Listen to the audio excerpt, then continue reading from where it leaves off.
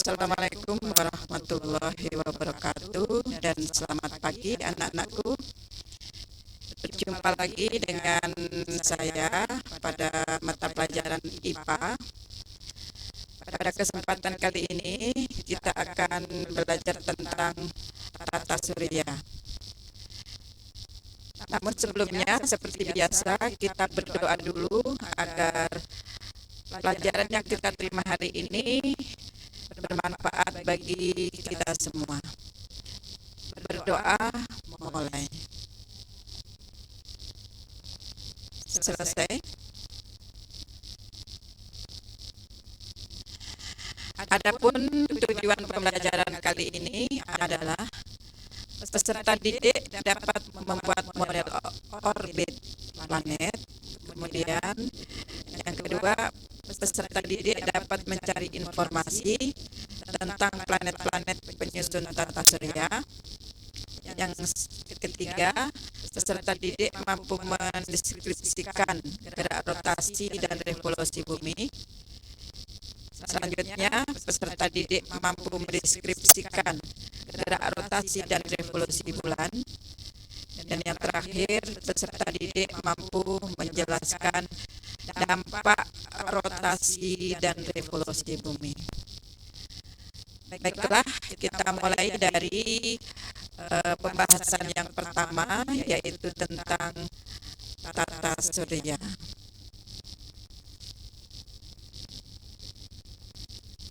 Apa itu tata surya? Perhatikan gambar yang ada di sini. Di sini bagian paling tengah adalah matahari. Kemudian bulatan-bulatan kecil yang di luar matahari ini adalah planet-planet serta asteroid maupun meteor-meteorit. Nah, sehingga kalau dilihat dari susunan daripada tata surya ini adalah terdiri dari planet-planet dan matahari sebagai pusatnya. Nah, sehingga kita bisa simpulkan bahwa apa itu tata surya? Tata surya adalah susunan benda-benda langit yang terdiri atas matahari sebagai pusatnya dan planet-planet, komet, meteorit maupun asteroid itu mengelilingi matahari. Oke, bisa dipahami anak-anak?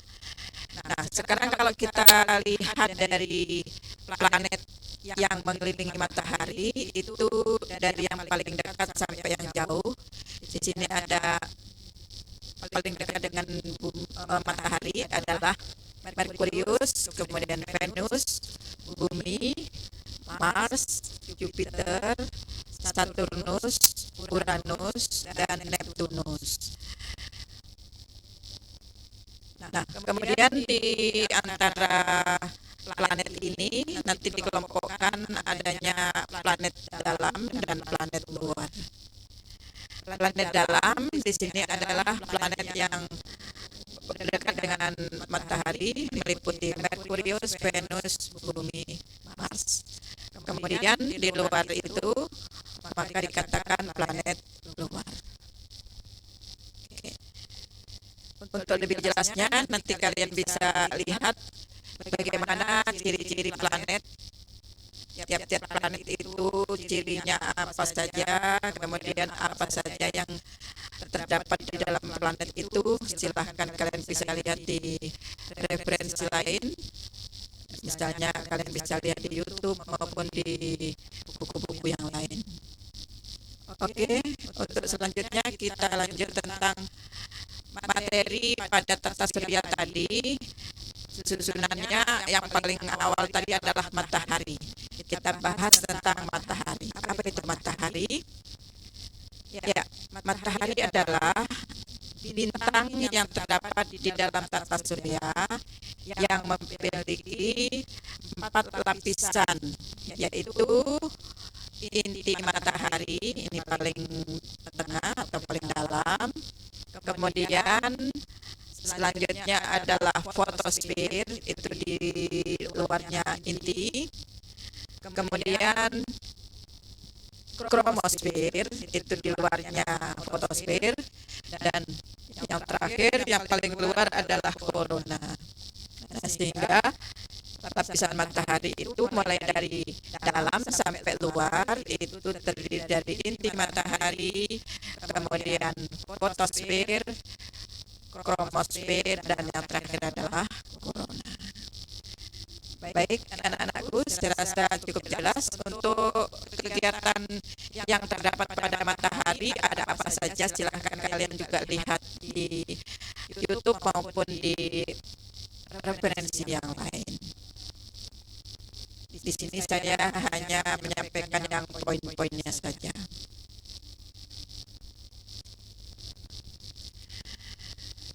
Nah, kemudian komponen lain dalam tata surya tadi tidak lain adalah planet. Planet adalah benda langit yang tidak bisa memancarkan cahaya sendiri. Kemudian planet itu mengorbit pada matahari. Adapun bentuk dari orbit planet itu adalah elip. Tadi sudah saya singgung tentang planet luar dan planet dalam. Nah, planet tadi saya katakan dikelompokkan menjadi dua, planet dalam dan planet luar. Planet dalam itu yang mana saja? Planet dalam itu adalah planet yang orbitnya dekat matahari. Planet dalam terdiri atas Merkurius, Venus, Bumi, dan Mars. Sedangkan planet luar adalah planet yang orbitnya jauh dari matahari. Planet luar terdiri atas Jupiter, Saturnus, Uranus, dan Neptunus. Kemudian tadi ada istilah meteorit. Apa itu meteorit? Meteorit adalah meteor yang jatuh ke bumi. Pada dasarnya ada meteor-meteor itu dari angkasa jatuh ke bumi, tetapi tidak semuanya bisa sampai permukaan bumi. Kenapa?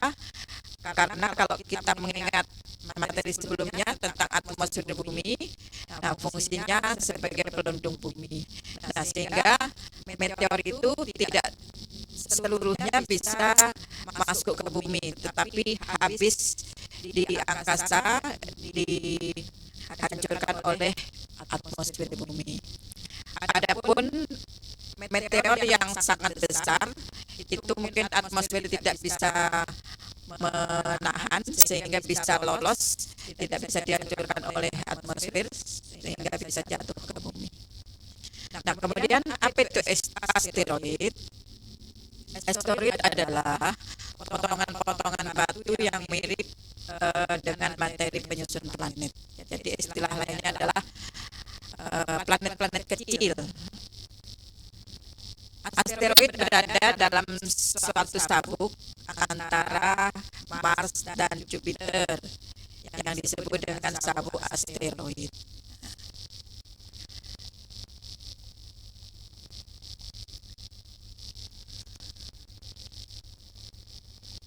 Ya, baik, kita lanjutkan saja. Nah, kemudian di sini ada meteor. Apa itu meteor? Meteor adalah potongan batu yang atau keping puing-puing yang bergerak di luar angkasa. Tadi sudah disinggung, meteorit itu adalah meteor yang jatuh sampai permukaan bumi. Kemudian ada benda langit lagi yang disebut dengan komet. Komet adalah benda langit yang mengelilingi matahari dengan orbit yang sangat lonjong. Nanti untuk lebih jelasnya itu banyak jenis komet, itu bisa muncul untuk dilihat di permukaan bumi, itu bisa dalam jangka pendek, bisa dalam jangka yang sangat panjang. Ya, silahkan nanti kalian bisa lihat di YouTube atau di referensi lain. Oke, kita lanjutkan. Nah, tadi selain daripada planet, kita bicara tentang bumi. Kalau kita bicara bumi, maka bumi itu sendiri adalah planet yang mengelilingi matahari. Kemudian apa saja yang terjadi atau apa saja yang dialami oleh bumi? Yang dialami oleh bumi antara lain dia melakukan rotasi, dan yang kedua dia juga melakukan revolusi.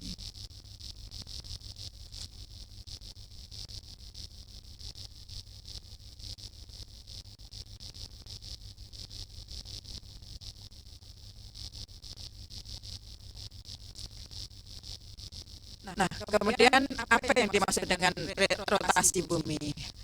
Rotasi bumi adalah perputaran bumi pada porosnya. Kemudian kalau kita bicara rotasi, ada istilah skala rotasi bumi. Kalau rotasi bumi adalah waktu yang dibutuhkan oleh bumi untuk sekali berputar, yaitu 23 jam 56 menit. Sehingga kalau dibulatkan adalah 24 jam. Jadi bumi itu atau berputar pada porosnya selama 24 jam atau 1 hari 1 malam. Kemudian apa dampak rotasi bumi?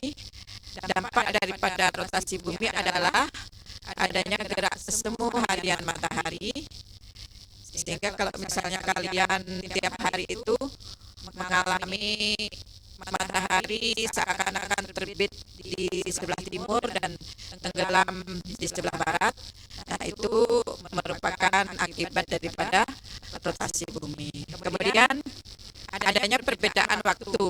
Misalnya kalian berada di Samarinda dengan kalian berada di Jakarta. Nah, maka ada perbedaan waktu 1 jam untuk daerah Jakarta dan Samarinda, karena Samarinda itu waktu Indonesia bagian tengah, sementara Jakarta waktu Indonesia bagian barat, sehingga di Indonesia itu ada 3 pembagian waktu, WIB, WITA, dan WIT ya. Waktu Indonesia bagian barat, tengah, dan timur. Nah itu pengaruh adanya rotasi bumi. Oke. Nah kemudian pengaruh dari rotasi bumi yang lain adalah pembelaan arah angin dan pembelaan arah arus laut. Oke. Saya rasa kita bisa lanjutkan ya.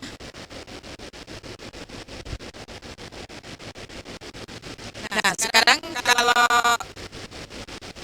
selain tadi rotasi, maka bumi sendiri melakukan revolusi. Apa itu revolusi? Revolusi adalah pergerakan bumi untuk mengelilingi matahari. Nah, adapun kalau revolusi bumi adalah waktu yang dibutuhkan oleh bumi untuk sekali mengelilingi matahari, yaitu 365,25 hari. Sehingga kalau kita bulatkan 365 hari atau 1 tahun. Jadi bumi itu sekali mengelilingi matahari memerlukan waktu 1 tahun. Oke. Kalau tadi di rotasi itu berpengaruh atau ada dampaknya dari peristiwa rotasi, maka dengan adanya bumi berevolusi juga ada dampaknya. Apa dampak daripada revolusi bumi?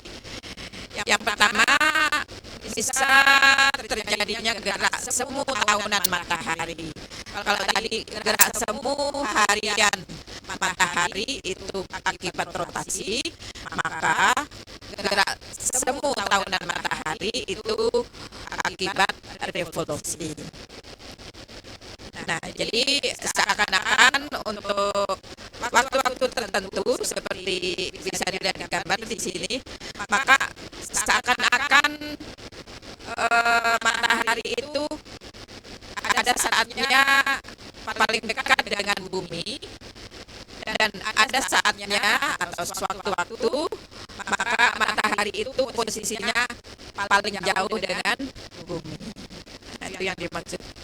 Kemudian perbedaan lamanya siang dan malam. Kalau kita berada di khatulistiwa, kita tidak pernah merasakan, karena jumlah siang dan malam itu sama, siang 12 jam, malam 12 jam. Tetapi kalau kita berada di kutub atau di daerah subtropis, maka kita bisa membedakan bahwa kadang-kadang siangnya itu lebih lama dari malamnya. Kadang waktu siangnya itu misalnya 8 jam, nah selebihnya waktu malamnya yang lebih panjang. Kemudian untuk akibat revolusi yang lain yaitu pergantian musim. Nah, kalau kita di khatulistiwa hanya musim kemarau dan penghujan.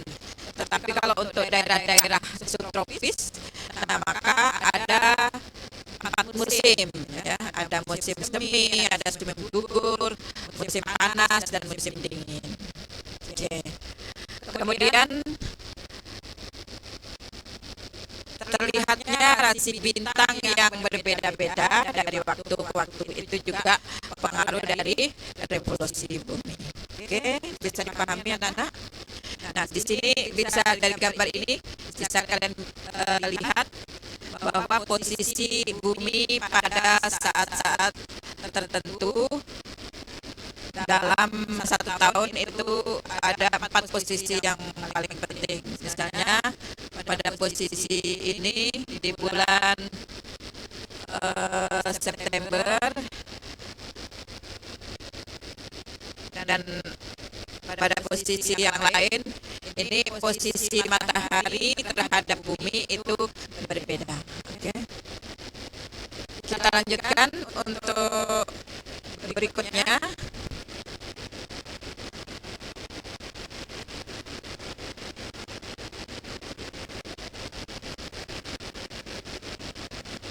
Kalau tadi kita sudah bicara tentang bumi mengalami rotasi dan revolusi, nah maka kita lanjutkan bumi dalam berevolusi ternyata juga ada temannya. Siapa temannya? Tidak lain adalah bulan. Ya, perhatikan gambar ini. Di sini peristiwa bumi yang berevolusi terhadap matahari. Nah, itu ditemani oleh bulan. Oke. Nah, sehingga bulan itu dikatakan sebagai satelit bumi. Bulan melakukan 3 gerakan sekaligus, yaitu rotasi, artinya berputar pada porosnya, kemudian revolusi mengelilingi bumi, dan bergerak bersama bumi mengelilingi matahari. Nah, kalau ada pertanyaan atau kalian ketika melihat permukaan bulan, kenapa bulan itu wajahnya atau permukaannya yang menghadap ke bumi itu saja? Nah, ini sebenarnya diakibatkan oleh adanya kala rotasi bulan dan kala revolusinya sama, yaitu 27,3 hari. Nah, itu kala rotasi bulan. Kala revolusinya juga 27,3 hari. Jadi ini yang dijadikan dasar untuk penanggalan Hijriah, ya, atau penanggalan Islam. Oke. Untuk lebih jelasnya nanti kalian buka buku paket kalian dan bisa kalian baca dan kalian pahami lebih lanjut. Oke, kita lanjutkan. Selain bulan mengalami adanya revolusi dan rotasi, nah maka akibatnya apa? Nah, akibat daripada revolusi bulan, maka terjadi adanya penampakan penampakan bulan pada tiap fase. Nah, kalau kalian melihat bulan, biasanya waktu puasa Ramadan itu dari awal untuk melihat adanya sudah bisa mulai puasa atau belum itu dilihat dari fase bulan ini. Jadi ada bulan sabit, ada bulan gembung, di sini ada bulan berbani, kemudian ini bulan sabit lagi. Kemudian di sini ada bulan baru ya. Ada bulan baru, ada bulan sabit, ada kuartil pertama, ada kuartil akhir gitu ya. Nah, dampak dari pergerakan bulan apa? Nah, karena dengan adanya fase-fase dari bulan ini tadi, maka dampak dari pergerakan bulan yaitu antara lain terjadinya pasang surut air laut, kemudian pembagian bulan, artinya tadi fase-fase dalam bulan, kemudian gerak bulan dan gerhana matahari, itu juga dampak dari adanya revolusi bulan. Oke.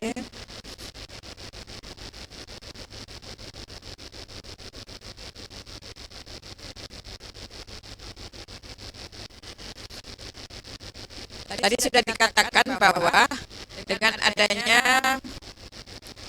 fase-fase atau pergerakan bulan tadi mengakibatkan adanya gerhana bulan dan gerhana matahari. Nah, sekarang kenapa sih kok bisa terjadi gerhana? Kita lihat gambar ini. Di sini posisi matahari, kemudian bumi dan bulan. Nah, ini diambil dari gambar gerhana bulan pada bulan Juli 2018 yang lalu. Nah, jadi gerhana bulan terjadi apabila bumi berada di antara matahari dan bulan. Ya, lihat gambar ini. Ini bumi, ini matahari, dan ini bulan. Sehingga kalau posisi bumi di tengah-tengah di antara matahari dan bulan, maka kemungkinan besar terjadi adanya gerhana bulan total. Nah, yang mana gerhana bulan total? Kenapa kok bisa terjadi gerhana bulan total? Nah, di sini bulan tertutup oleh bayang-bayang bumi. Nah, kita tahu bahwa cahaya itu merambatnya lurus. Nah, maka kalau cahaya melintasi bumi, otomatis dia juga lurus. Nah, kemudian bulan berada di belakangnya. Nah, otomatis bulannya akan tertutup oleh bayang-bayang bumi, sehingga bulan tidak kelihatan dari bumi, sehingga terjadilah gerhana bulan. Tetapi untuk gerhana bulan, artinya gerhana bulan total, tidak seluruh permukaan bumi itu bisa gerhana bulan. Artinya tidak semua tempat bumi itu gerhana bulan total. Nah, sehingga bisa juga terjadi adanya gerhana bulan sebagian. Perhatikan di sini ada istilah dalam gerhana bulan, yaitu umbra, kemudian penumbra. Apa sih umbra? Umbra di sini daerah yang berada tepat di daerah inti untuk yang gerhana. Artinya yang tertutup total ini adalah bagian yang umbra, sedangkan yang tidak tertutup total di sini adalah penumbra. Artinya di sini nanti kalau daerahnya berada di sini, maka tidak mengalami gerhana bulan total. Tetapi ya, perhatikan gambar yang ini sebagian di apa ini di bagian hitam, yang sebagian di abu-abu. Nah, maka di daerah sini, di sini terjadi adanya gerhana matahari, gerhana bulan sebagian. Ya, jadi tergantung letak daerah itu di mana. Kalau letaknya tepat di umbra, maka dia terjadi gerhana bulan total. Tetapi kalau daerah itu berada di daerah penumbra, maka dia terjadi gerhana bulan sebagian. Oke, bisa dipahami anak-anak? Ya, selanjutnya selain gerhana bulan, maka kita juga mengenal gerhana matahari. Nah, seperti pada gerhana bulan, maka gerhana matahari juga ada gerhana matahari total, ada juga gerhana matahari sebagian. Gerhana matahari total terjadi ketika posisi bulan di antara matahari dan bumi, dan ketiganya terletak dalam satu garis. Nah, perhatikan gambar ini. Nah, di sini mataharinya, di sini bulan, dan di sini bumi. Nah, sehingga prosesnya sama dengan gerhana bulan tadi ya, hanya saja posisinya yang berbeda. Kalau gerhana bulan tadi yang berada di tengah adalah buminya, sementara kalau gerhana matahari yang di tengah adalah bulannya. Nah, sehingga cahaya matahari ini mengenai bulan, nah maka diteruskan sampai ke bumi. Nah, karena di sini bagian bumi yang ini adalah ditutupi oleh bayang-bayang bulan, maka daerah bumi yang berada di sini itu mengalami gerhana matahari total, sementara daerah yang lain tidak mengalami. Oke, bisa dipahami? Nah, kemudian kalau gerhana matahari sebagian itu bagaimana? Nah, kita lihat di sini ada gerhana matahari total dan sebagian. Ya, tadi seperti pada gerhana bulan sama saja, juga ada istilah umbra dan penumbra. Di sini daerah yang hitam ini adalah daerah yang umbra, di mana daerah ini tertutup oleh bayang-bayang bulan, sehingga daerah di sini adalah gelap. Maka daerah ini akan terjadi gerhana matahari total. Sementara daerah yang berada di penumbra maka mengalami gerhana matahari sebagian. Ya, bisa dipahami anak-anak mengenai perbedaan antara gerhana matahari dan gerhana bulan. Oke, untuk lebih jelasnya kalian nanti bisa baca kembali buku paketnya dan bisa cari-cari sumber dari internet, di YouTube atau di mana saja yang kalian bisa temukan. Nah, kemudian dari peristiwa pergerakan bulan tadi, selain adanya gerakan selain terjadi gerhana matahari maupun gerhana bulan, maka bisa mengakibatkan adanya pasang dan surut air laut. Nah, kenapa kok bisa terjadi pasang dan surut air laut? Siapa yang menyebabkan? Nah, pada dasarnya pasang itu, kalau kalian berada di Samarinda, saya rasa tidak asing lagi air pasang itu seperti apa. Artinya permukaan air laut itu naik, ya. Itu namanya pasang. Nah, kapan air laut itu naik atau pasang yang paling tinggi atau yang paling maksimum?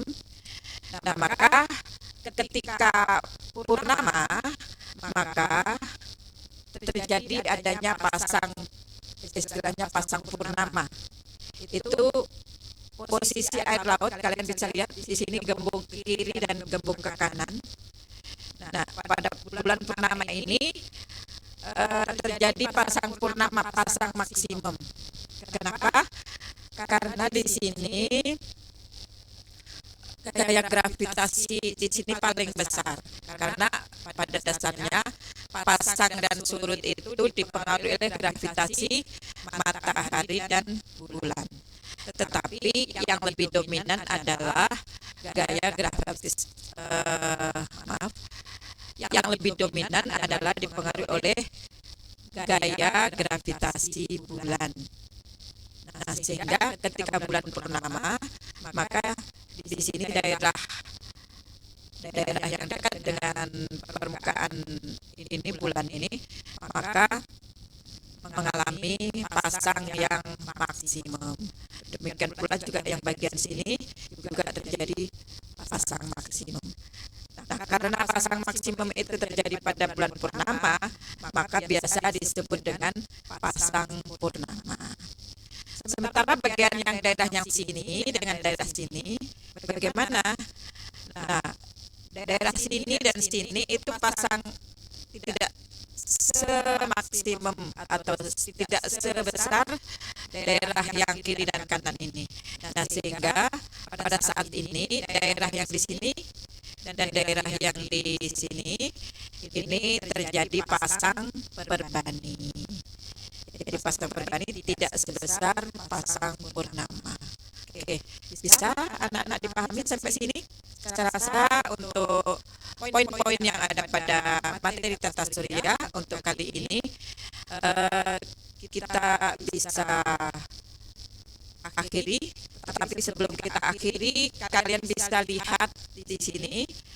Kalian tentunya bisa mencoba mana di antara A, B, C, dan D. Ini kalau ini bulan baru, ini bulan purnama. Mana yang mengalami pasang maksimum? Nah, kalian tentunya bisa menjawab ya. Oke, ya saya rasa sampai sini materi tentang tata surya, dan kita ketemu untuk pertemuan yang berikutnya. Jangan lupa untuk tugasnya nanti dikerjakan, dan jangan lupa juga sering-sering membaca, sering-sering buka buku dan internet maupun sumber yang lain. Saya akhiri. Wassalamualaikum warahmatullahi wabarakatuh, dan selamat belajar dan selamat mengerjakan tugasnya. Terima kasih.